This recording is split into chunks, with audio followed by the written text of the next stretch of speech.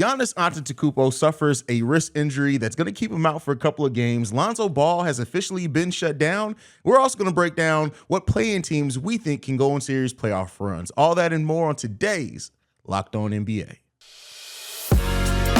You are Locked On NBA, your daily NBA podcast.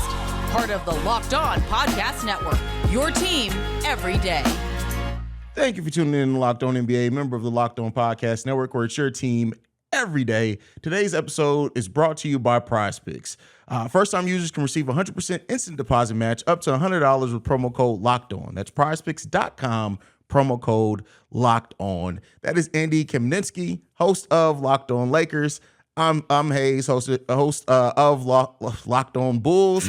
And tongue-tied there. And we're going to jump right in. Giannis Antetokounmpo suffers a wrist injury that, everything that we hear is not too serious. He actually had a scan on it that came back negative, but it's just about him basically dealing with that pain. It's a sprained ligament in his wrist. Andy, how do you feel that this affects the Bucks on their playoff run? Well, the first thing we know, thankfully, is that it's at least strong enough and agile enough now that he can hit a no-defense layup, which we saw him do in the first play of the All-Star game. Yep. Where I like the way he went in there and said, look, I am going to technically fulfill my duties as captain of this All-Star team, and then I'm not doing a damn thing afterwards. I am going to sit down. I gave you all a bucket, figure it out from there. His team ended up winning anyway. It's interesting, in the sense that, like you mentioned before, Hayes, nobody's expecting him to be out that long, but it's really a question of, is this thing recurrent? Is it something that you can play through, but it's still bothering you? Is there a pain threshold thing involved with it? The Bucks are sitting in a pretty good place right now. Yeah. They're in second place. They've been a strong team all season, for what it's worth, including the game that Giannis basically didn't play. It was the last game against your Bulls before the All-Star break. They're 7-5 this season without Giannis. Yeah. So they can probably hold down the fort a little bit. It's really just, will this thing bother him over the course of what they want to be 4 rounds in a championship? Yeah. Yeah, that's really what it comes down to. And I think the Bucks have built the depth of their team really well. And they've, like you said and pointed out, they've shown that they can withstand Giannis not, being 100% and maybe not being there for a few games as well. And I think rest is going to be the key thing between him and between now and the playoffs, just so they can put themselves in the best situation to get the best Giannis. He's having what many people look at as an MVP season. Is really him and Jokic right now in that race. So, Giannis is a warrior, and I know Giannis is going to play through it, especially once the playoffs are on. I'm not really too concerned there, but you do have to look at once you're in the playoffs and it becomes about defense and, teams, you play in the same team night in and night out, and they can try to attack you. If that wrist isn't 100% by then, we could see that become the storyline in a playoff series. So yeah, there's no question that as much as is a really well-constructed team and they're championship tested, they still have a lot of guys from that championship season. They're only going to go as far as, maybe, I don't know if Giannis carries them is too much of an exaggeration, but he's going to be the guy at the front of it. I don't think that they are deep enough to win a championship with a 60 to 70% version of Giannis.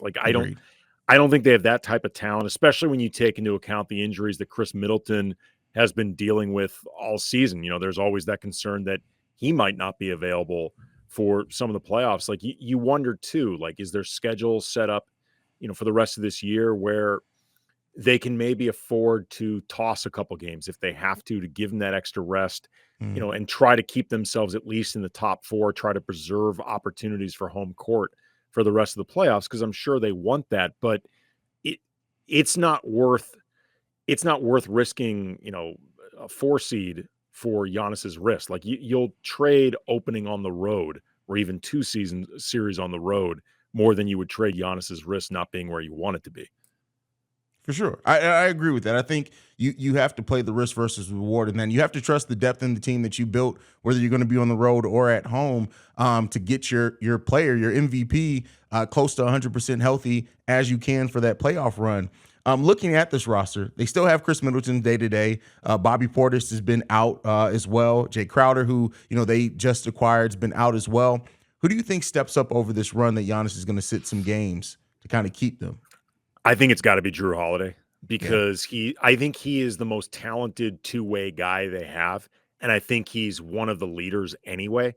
Like he is somebody that I think guys would be looking towards to help get them through this process with Giannis not there and with Middleton being day to day or out for a lot of this season. Yeah. Drew Holiday's an all-star. He's by always been known as somebody who's a really good leader, somebody who's just a really grounded presence. I would think that it's going to be Holiday because there's just going to be a big load on his shoulders in those games. Theoretically, Giannis can't play. For sure. And Holiday has stepped up big time for them, especially Drew Holiday is a Chicago Bulls killer. I hate every time my team faces him. He kills us every single time, no matter who's lining up at point guard for us. But yeah, it really does have to be him, especially with, like you said, Chris Middleton kind of being in and out of that rotation all season. So have the other? I don't remember off the top of my head. Have the other Holidays played for the Bulls? Both of them? Yeah, the other two have played for the Bulls. Has he ever gone ham on the Bulls, like at the expense of both brothers on the team at the same time? I can't remember off the top. I'm sure he has. I wouldn't be surprised. He's been killing us since back in his Sixers days, so I'm sure it's happened. Yeah, I mean, by the way, dude, that's a hell of an accomplishment. Like because all three of them are legit NBA players. Like that is a true NBA family. It's pretty awesome. Yeah, it's awesome. Yeah, it's awesome to see. And yeah, they all have played key rotations in big parts for teams, playoff teams at times as well. But yeah, Drew's definitely, I think, the best out the bunch when it comes out. I don't really think there's a question for that. I'd love to have Drew Holiday on my team, by the way. But, as a Laker fan and somebody in LA, somebody who saw him play at UCLA, was vaguely aware of him high school. He is somebody that I would have loved to have on this team as well. I think Bobby Portis too, if he's available and healthy, he seems like somebody who's pretty good at rallying the troops. And if they have to try to find ways to believe in certain games without Giannis, I imagine Portis's presence could be pretty important there. For sure. And Bobby Portis he plays such a good role. And I think too, for people who don't necessarily watch as much basketball, they may not understand how important Portis really is to that team, like how he helps keep up that energy and he sets the tone defensively, especially at times for that team. And not having him while they're also missing Giannis is going to hurt. But they have more than enough, especially in the Eastern Conference. I don't know what their upcoming record is coming out of this, where their schedule is coming out of this break. Looks like they're facing Miami on ESPN on Friday, which that's going to be a tough matchup, and then Phoenix and then Brooklyn. So, I mean, it doesn't get easy for them, that's for sure. So no, you mentioned Portis too. I believe the incident between him and Mirotic, they were on the Bulls, correct? Yes, when that happened. The thing that convinced me that Portis clearly is well liked and respected by teammates, obviously don't condone him, socking one of his teammates, and he really hit him very hard. Yeah. Afterwards, it seemed like everybody was on Team Portis. It really seemed like even with something that out of pocket, everyone's like, still riding with Bobby. Yeah, and I mean, you look at that and the Draymond situation from the summer, it's almost night and day, right? Everybody kind of was like, hey, Draymond is not in the right here, whereas with the Bobby situation, almost everybody universally was on Bobby's side. Like, I don't want to see that happen to Mirotic, but it's like, it's still my guy. He's still my guy. Yeah, I still remember that. It seems like Mirotic kind of had that coming. He was rubbing a lot of people wrong at that time. That's what I was getting at. And again, without condoning it, Mirotic has had a rep before as perhaps rubbing guys the wrong way. But it's a good locker room in Milwaukee. It's a very good locker room. I think it's a well-run organization, period. And I think they may be just in a position where they can really let Giannis heal up as opposed to panicking over it. For sure. Now, as far as the MVP race, before we end this segment, Giannis, Jokic, where do you sit on that MVP racing conversation? It's tough in the sense that, A, I think they both have really strong cases. B, I'm not somebody who gets that worked up over MVP to begin with. My basic attitude is as long as you're not choosing somebody who's ridiculous, I'm good with it. I feel I feel like Jokic, if you're looking for something to break the tie, maybe it's just availability. He's been there, a bit more. Giannis has missed 11 games, and it could end up maybe 13 or 14. Yeah. And by the time this thing is done, hopefully he doesn't miss too much. That being said, though, the effect that Giannis can have on both sides of the ball is something that Jokic, I think, even with his defensive, I think his defensive reputation is a bit overstated. Jokic is like being a liability. I don't think he is quite the liability that people make him out to be. He's still not the defensive force that Giannis is. Yeah. Yeah, Giannis is just amazing. I would love to see Giannis win an MVP again. And I love Jokic and I respect what he does and how he's the motor of that team. And he just makes that team go. But Giannis is just special, man. It's just something to see a player that can get in rhythm offensively and defensively like Giannis does and just be amazing at both. He's also just so incredibly likable. Like he's a guy that makes you want to vote for him. For sure. For sure. Definitely has that face of the league type thing. So for sure.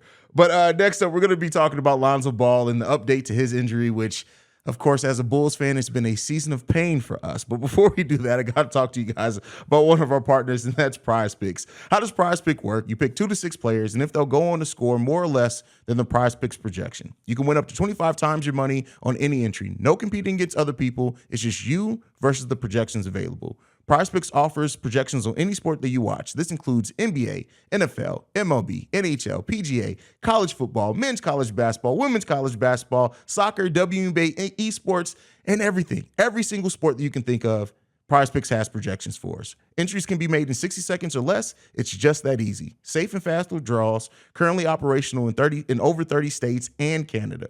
So download the PrizePicks app or go to prizepicks.com to sign up and play daily fantasy sports. First-time users can receive 100% instant deposit match up to $100 with promo code Locked On. If you deposit $100, PrizePicks will give you $100. If you deposit $50, PrizePicks will give you $50. Don't forget to enter the promo code Locked On at sign up for instant deposit match up to $100. All right, Andy. So we got to talk about the pain in my side right now. And that's Lonzo Ball. So we got a release from President of Basketball Operations, Arturas Karnisovas, and I'm going to read this directly. Despite making significant increases in strength and function over the past several months, Bulls guard Lonzo Ball continues to experience performance-limiting discomfort during participation in high-level basketball-related activities. Considering the required time period to achieve the necessary level of fitness to return to play and the current stage of the NBA season, Ball will not return this season. The focus for Ball will continue to be the resolution of his discomfort and a full return for the 2023-24 season. Now, Lonzo's already been out for over 12 months. This is going to put his return at about 20 months is what he's going to be out. That's if he's ready to go by the start of the 2023 season. What do you think this means for Lonzo Ball's career in long term? I mean, look, first of all, I'm not saying that the man at the head of your organization is a liar. But if he was making that significant of progress, I feel like you could wait to rule him out. You don't need to rule him out with 20-something games left if he's actually making any type of tangible progress, which makes me concerned that the devil's going to be in the details with this. For sure. It sucks to see with Lonzo. I mean, we both have covered Lonzo in various stages of his career. I was around that team a lot when he was a rookie with the Lakers. And health has been an issue with him since his rookie season. Like he is a young guy to be experiencing this much injury. And it really sucks because he's a very unique and I think really fun two-way player. He's very specific in the way that he plays, but he can offer a lot on both sides of the ball. Like I think he has all NBA defense caliber potential if he's available all the time. But I'm not going to lie, man. I'm starting to get worried about him having a career moving forward. Like, is he going to be able to actually play on an even semi-regular basis? And I share every sentiment you shared there. And I've been saying that over on Locked On Bulls almost all season. I had some initial optimism that he was going to return. But once that first 4 to 6 week period went by and no one said anything, I said, this is going to be bad. And that's been the biggest issue is the transparency, because when they even talked about Lonzo, they use the wording, oh, well, we're confident Lonzo will play in 2023. And it's like, wait a second, what does that mean? Because that could mean next season. That could mean halfway through next season, technically, if we're being for real about it. So it's like the lack of transparency from the Bulls organization on this has honestly it's left much to be desired. And I do think that there has to be some level of concern on, if he does play again, what level is he going to play at? And then even with that, I've for the last couple of weeks been saying over on Locked On Bulls that as a GM, you cannot bet on the health of Lonzo Ball anytime soon. And so you're always going to have to spend money on a high-level backup to just have somebody in place for Lonzo Ball as injury insurance, because you can't, even if he is ready to go, you can't guarantee that he's going to be able to play the full season. The Bulls, he's played 35 games in a Bulls jersey, and while those 35 games, he was everything we needed in that time. I want to make sure that I say that. He's almost the perfect backcourt mate next to Zach LaVine in that time. He really was the motor that got that offense going in transition, and defensively, he just led that defensively. Him and Alex Caruso set that tone. But you've paid $40 million now for 35 games. That's tough. Yeah, and it really sucks, first of all, because the improvement that Lonzo has made since he came into the league, like with shooting, for example, when I covered Lonzo, I used to do pre and post game radio for 710 ESPN. We're the Lakers radio affiliate out here. And I used to be at games all the time, and my pregame would often be happening when players were warming up. Mm-hmm. And I remember when I would watch Lonzo practice threes, and these are unguarded threes, and he was missing an alarming amount of unguarded threes. Mm-hmm. And it's not just, he's got that famously weird form. Yeah. It wasn't just that his form was weird. It's that his form was weird and inconsistent. Like, Sean Marion had that strange shot, but it was the same strange shot every single time. So he found a way to make it work. Like, Lonzo's release would be different all the time. His legs would be all over the place. And you'd understand, like, well, this is why he is struggling. For him to, and there have been a lot of people who thought when he came out of UCLA that he would struggle defensively, but the three-point shooting was going to be there. And when he began, it was the exact opposite. Like, out of the gate, you could see, no, this guy actually really understands a lot about defense. And his instincts are fantastic. And he rotates really well. He recovers well. But the shooting was a mess. He's now gotten himself to where he is a legit volume outside shooter. Like, where, you are not going to leave him unguarded. You don't want taking those shots. Combined with the defense, combined with the ability to, those hit-ahead passes, he's a really fun presence out there. And he's somebody that I can't imagine teammates don't like playing with Lonzo. Yeah. Like, he's really unselfish. He's really out there to make other people better. And to know that a career like that is in jeopardy, especially with all the hype that he had to deal with, and all the stuff with, his dad and that overriding presence and, just that overbearing controversy that his dad often created that Lonzo really had nothing to do with. Yeah. Like, to see where I think he really became his own man and now he can't be on the court, it, like, on a human level, it really sucks. It does. And it just, when Lonzo got going, and it was always like he would do that thing where he would hit a three and then bounce off one leg. Like, I just remember that so fondly because it's like, that's some of the best Bulls basketball I've seen in the last 3 to 5 years. And so I remember it so fondly. And I love the point that you touched on how Lonzo has grown in his time in the NBA. And he's done that while dealing with injuries. And it makes you think, like, if he did not have these injuries to deal with on top of that and just got to work on his game every summer, where would he be at right now, right? Because for somebody who's completely turned and reformed that shot to make it a weapon in their arsenal, he's one of the best three-point shooters on the Chicago Bulls team when he's healthy. And so, like, for him to see what he's been able to turn into and grow and live up to that hype in almost all ways while dealing with injuries, like, man, just to think where his career would be if that injury stuff wasn't a thing, man, it sucks. Yeah, and then in the meantime, the Bulls, they have a lot of money invested in Lonzo, and they have an interesting question in front of them. Like, how confident do you feel that he's going to be able to get back to form, to stay on the court? If not, Do you consider some type of, stretch and wave situation, which gives you a bit more flexibility, but depending on who's on the books, maybe not a ton. And, frankly, the Bulls have a lot to figure out moving forward anyway. Yeah. But it just speaks to the tenuous place Chicago's in right now. And think about how different that is from just a year ago when Chicago was this surprise team that everybody thought way overpaid for DeMar DeRozan and the pieces wouldn't fit and all that stuff. Like, they were looking exciting for a while. And now it feels like they're right back to where they started again. Yeah. It's tough. And, I wish the best for him, and I don't mean to sound all down on it. And hopefully we never know. Hopefully over the summer we hear it's a complete 180 and he's ready to go rock and rolling and he can start that rehab and get going. But I have to be honest. And what's been released so far, and the fact that we're 18 months removed and he's still not running or cutting, that's some serious cause for concern. You worry about like a Brandon Roy type situation where and obviously, Brandon Roy broke my heart. He was one of my favorite players. That was just awful to see. But this has taken an awful long time for Lonzo with nobody seeming to quite understand what's going on, at least in terms of what they say.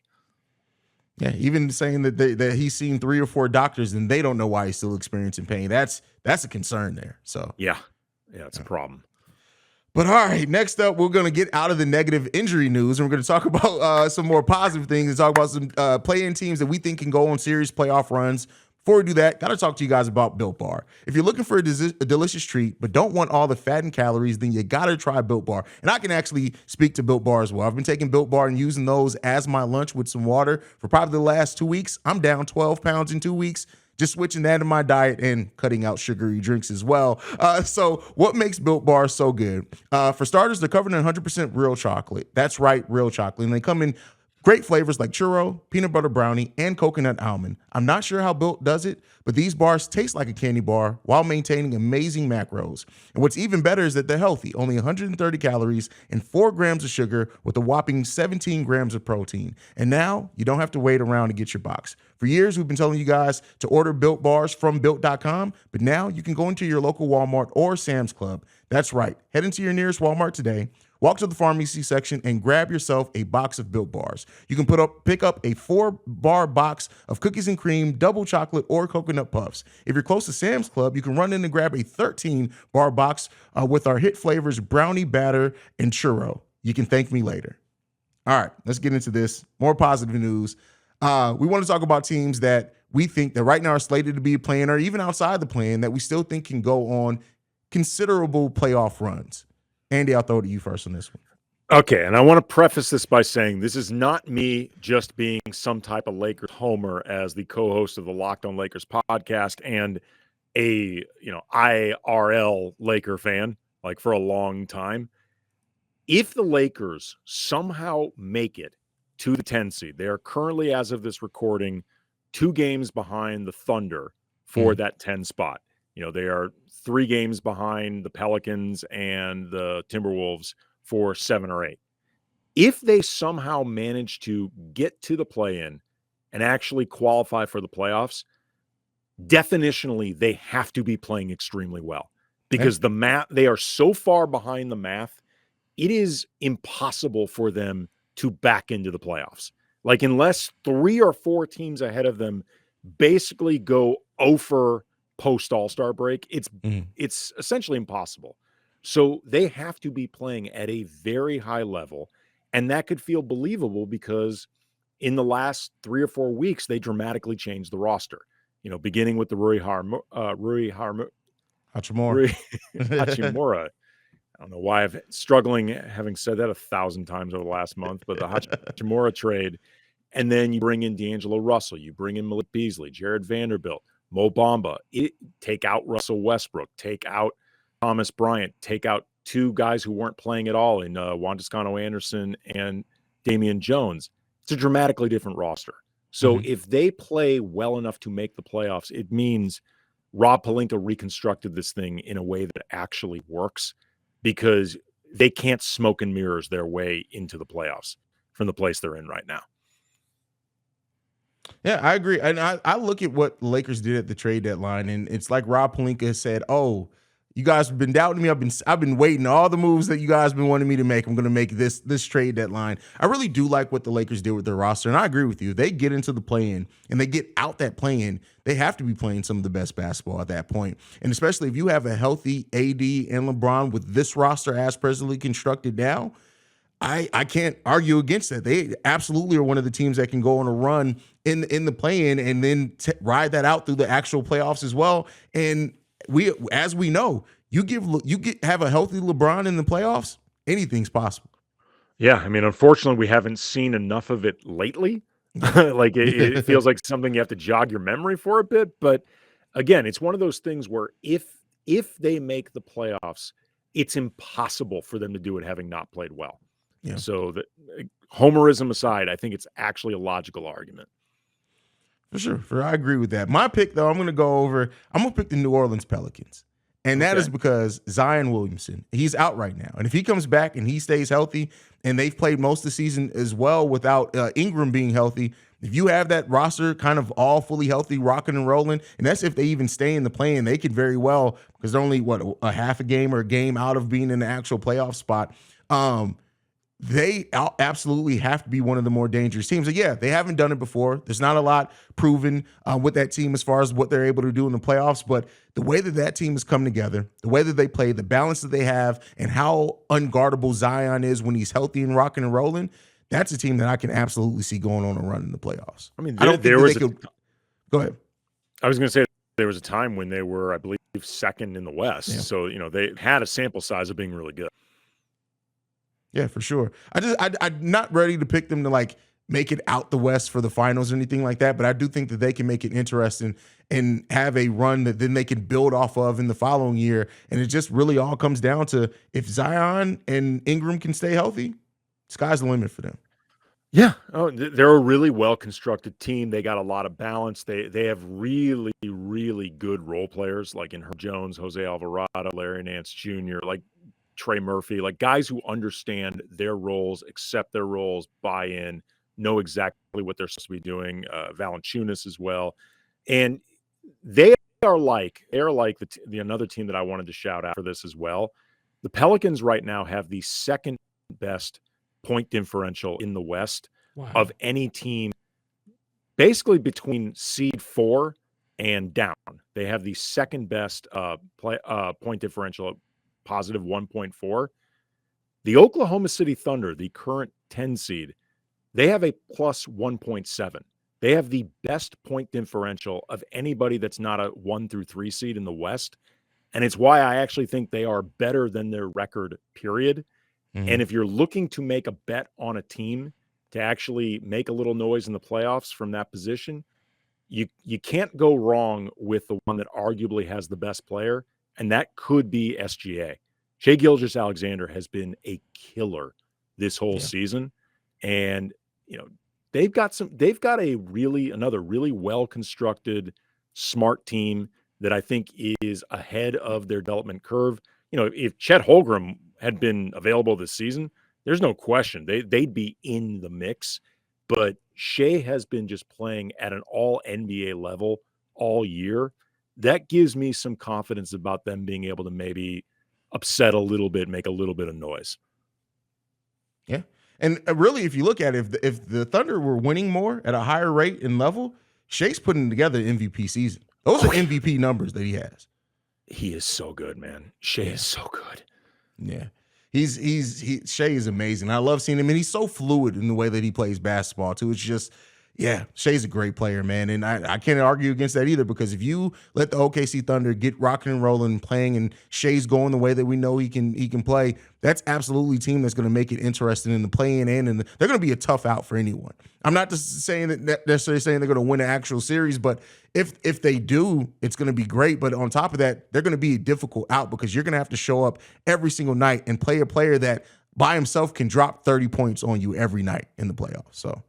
Yeah, a really good way of putting it, Hayes. I would not bet on them necessarily to advance a series. It would not shock me in the slightest, though, if they pulled an upset. Not in the slightest. Agreed. Any other teams though that you want to shout out before we go that you think have a possibility of maybe surprising some people in the play-in tournament or playoffs? Those were the primary two. You know, the hardest one for me to figure out even how to define was Golden Mhm. State. For sure. Like, Yeah. you don't know when Steph's going to be back. You always are going to give a certain benefit of the doubt to a defending championship team, but Mhm. they have not looked like a defending championship team all season.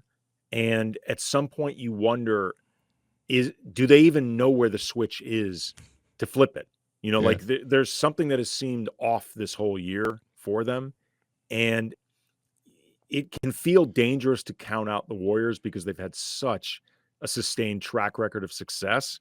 But if you're asking me to put my finger on why I would believe in them, especially with not knowing exactly when Steph's going to be back, I don't know how Mhm. to answer that.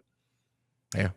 Yeah, I mean, they always feel like that team that does switch it on at the right times, but this season just has felt different. Like you said, I don't know if it's age, I don't know if I don't know what it is. A combination of multiple things going on, but it just doesn't seem like that team that in previous years I would have had that confidence. Like, yeah, once Steph comes back, they're going to go on a tear. They'll probably win 10 out of the last 15 games and ride that momentum into the playoffs. I just don't have that confidence in them right now, like I usually do. But it's still the Golden State Warriors. That can change 5 games from now with this Oh, team. yeah. So, I mean, yeah. all it takes is like one hot series from Steph where you go, all right, yeah, they're back. Yep. I was an idiot for even questioning whether this was possible. Like, that's all it takes. For sure, man. But anything left before we close out for today? No, those are the ones that I would say keep an eye on. And for you? No. I mean, I looked at the East. I wanted because we were very West focused, but like I kind of really feel like where the teams sit in the West is all appropriate. I don't really look at the East at all and say, this is a team that I think is going to punch above their weight. Like maybe Miami with the acquisition of Kevin Love, but that team has looked kind of old and like time has passed them by as far as being contenders. Not to say that they can't make it interesting, but I look at the East and I feel like the East is kind of shaking out the way that it should. Yeah, I mean, other than, I guess, thinking somehow the Raptors figure out what hasn't been there for them all season, the Hawks have been continually backsliding. And this Yeah. just feels like, a continuation of what happened outside of that one great playoff run they had. The Wizards, everyone questions why they're run and constructed the way that they are, like what they're actually doing. So the idea of them being 2 games below 500, struggling to make the playoffs, makes total sense. And you mentioned with Miami, you just all due respect and acknowledgement to Pat Riley. Like maybe they've run out of tricks up their sleeves. Yeah. I mean, hey, well, that's where it is. You guys can let us know down below if you think that we're crazy, you agree, disagree, anything else. But Andy, if there's nothing left, man, tell them where they can follow you and check you out at before we go. At Cam Brothers, KAM Brothers. That's where you can follow all things Locked On Lakers. Obviously, go visit the YouTube section. It's become a really vibrant, fun area for Laker fans and non-Laker fans alike. We accept everybody. Definitely. If you guys want to follow me, you can follow me at CEO Hayes, at CEO HAIZ, or check me out over on Locked On Bulls. But thank you for making Locked On NBA your first listen today. Now for your second listen, go and check out Game to Game NBA. Every moment, every top performance, every result, Locked On Game to Game covers every game from across the NBA with local analysis that only Locked On can deliver. Follow Game to Game on Locked On NBA, available on the Odyssey app, YouTube, and wherever you get your podcasts. For Andy, I'm Hayes. This has been Locked On NBA. Peace, y'all.